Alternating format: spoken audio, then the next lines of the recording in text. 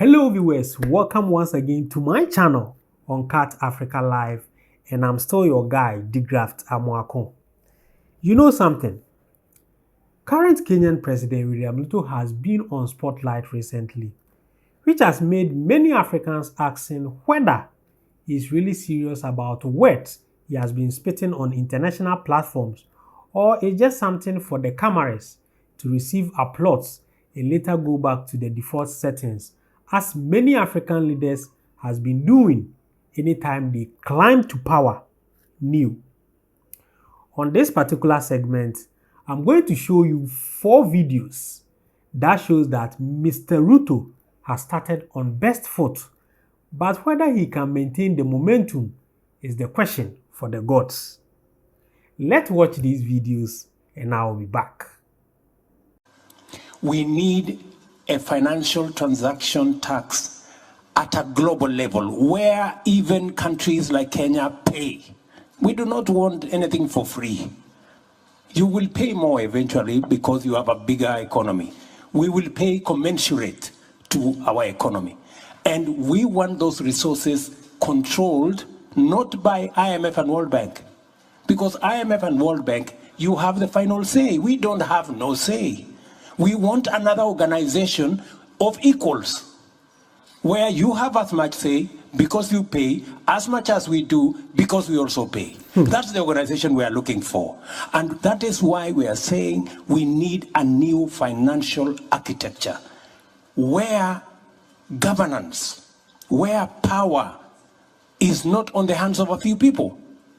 We can agree on the governance of the institution. We can agree on the sharing of power so that all of us have access to resources that go to making sure, number 1, renewable energy. We invest in decarbonization. Number 2, adaptation, mitigation, smart agriculture. Number 3, restoring our planet, restoring our biodiversity, and making sure our carbon sinks work. This is what we are saying, and we would appreciate a little understanding. We want to be, we are talking the normal. If we continue talking the normal, Emmanuel, we will never solve this problem. Things are not going forward, they are going backwards. Tokenism, installment will not solve this problem. We have a much bigger problem than the installment we are discussing here will solve. Interesting. He's been making some solid points on international platform, and this is the recent, I think, Global Pact Summit that happens in France, which he made this comment to the French president and the IMF head, and he's making solid points, which is very encouraging and very laudable. And I normally, African leaders normally talk, when they come to power, they really talk, and especially when they are new. But this man has been a vice president, Uhuru Kenyatta, for 2 terms, which he was a vice president, and he seems to understand the politics much better. So he's really making some solid points there. But I will all these things, I will make my final comment after this particular videos. So let's watch the next video, which really shows that he's really on fire.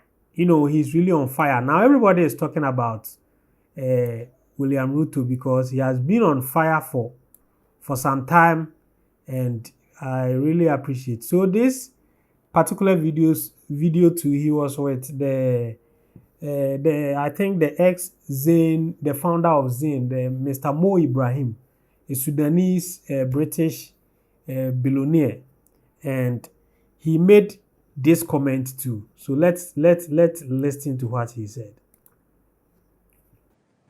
We have also decided that it will not going to be business as usual. We have these meetings, Africa, US meeting, Africa-Europe, Africa-Turkey, Africa... India. Now we are waiting there is another one, Africa-Russia. And Africa-Japan. And Africa-Japan. We have made the decision that it is not intelligent for 54 of us to go and sit before one gentleman from another place. And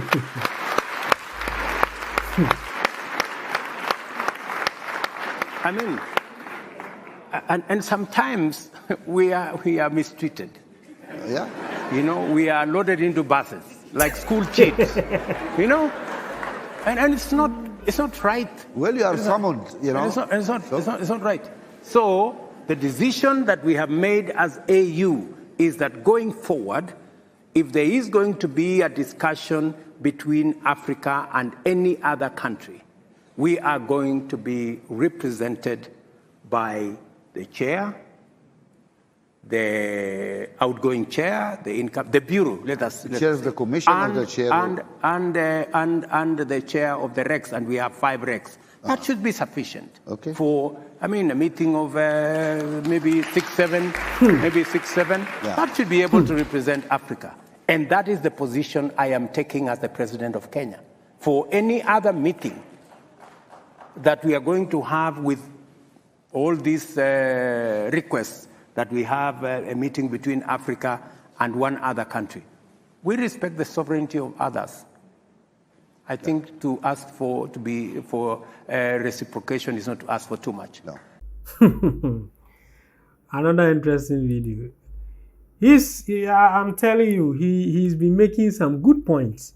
He's been making some good points, which is really laudable, and I am really beginning to, like him and the words he says. But there's more to these things. There's more to these things, and I know he's aware. He's a politician, and he has been a politician for long, because I remember when I was in Kenya, he was, I think, an MP or something, because I remember him. He has been, and I'm talking of 2006. So he has been in the middle of politics for a long time. So I know he understands what all these things he's saying it means. He has been making some points, and this shows that he's ready to face the West. But there is but. Let's go to the next video, which there is also another video he made recently about finance, about African finance, the way the world is not really helping African grow when it comes to some financial institutions, policies that is not favoring Africa. He also made this comment in, I think, France. And so let's watch this video. The only thing that stands between us and this huge potential is a financial system that was designed to serve a different time.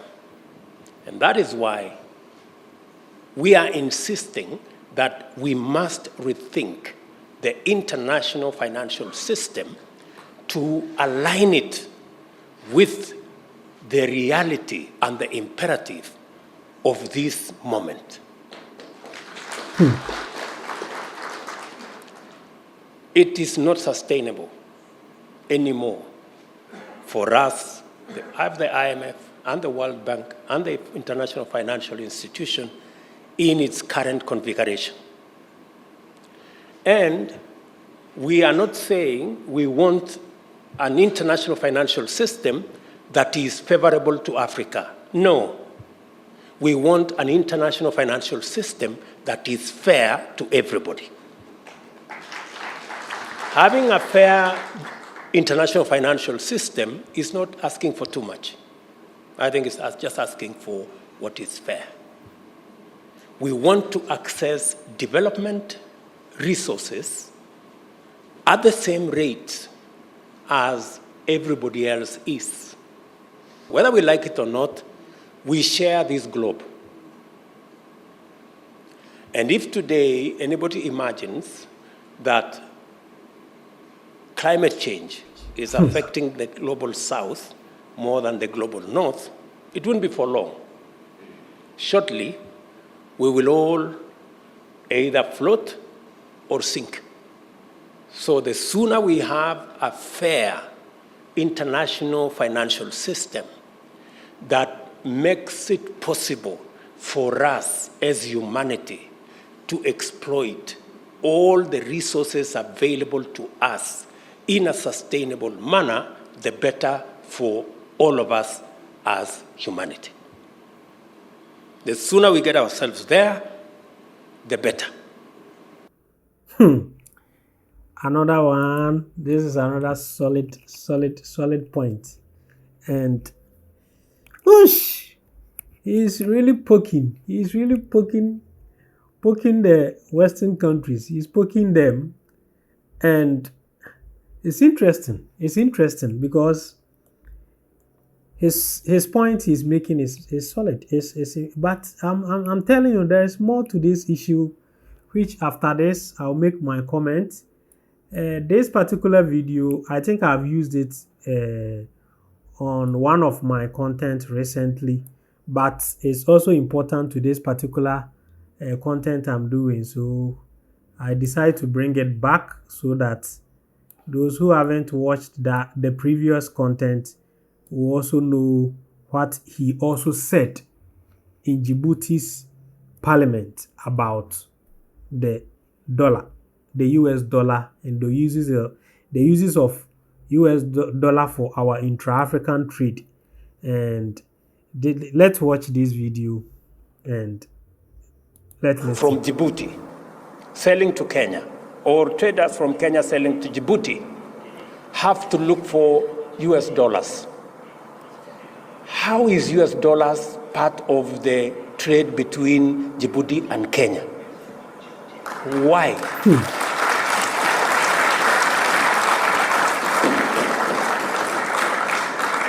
And we are saying that today, Afri-Exim Bank have given us a mechanism where traders in our continent can trade in their goods and services, and the Africa-Exim Bank will settle payments in local currency.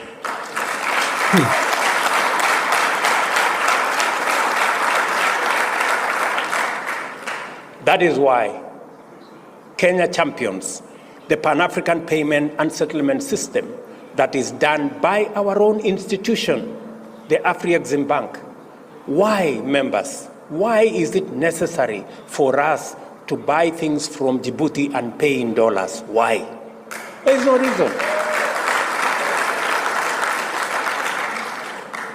And we are not against the US dollar. We just want to trade much more freely. Let us pay in US dollars what we are buying from the US. But what we are buying from Djibouti, let's use local currency. Yes, that's it. That's it. There's the 4 videos that shows he's ready to face the Western countries. But the question is, are you really ready to face them? Now, who does Mr. Ruto remind you of? Who does he remind you of?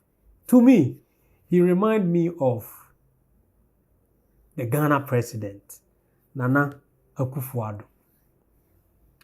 Do you remember some 6 years, 5 years, 6 years back, Nana Addo was trending across Africa, across the world with his boldness speech, the one with the French president, the one at the UN.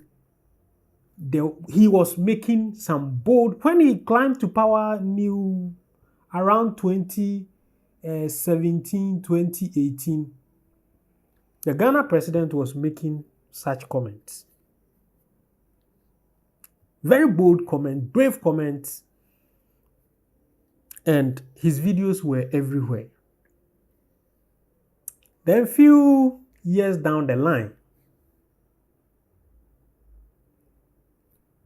he's quiet. He's very quiet. Awkwardly or oddly quiet. he was preaching African beyond aid or Ghana beyond aid. He was this bold about we don't need the Western's aid. We want to be self-sustainable. We want to build our own institutions. We want to do this. We want to do that. We want to. But he was telling them, whilst you haven't put down any policies that will back your speeches. That is the problem Africans leaders are trying to ignore. Before you start making math or before you start talking, make sure that you have policies put down. Going outside the backing on the people whom you think they are mistreating you or they are not giving you favorable trade, backing at them will rather let them re-strategize and take advantage of you more. That is something they don't know. Now, whatever you were demanding from these Western countries or these Western powers, if they do it for you, how are they going to survive? Ask yourself such questions. They don't. The world we are in right now, everybody is fighting for his survival. That is what, that's the video I love about Nana Ama Ata Edu, who just passed away, the Ghanaian author.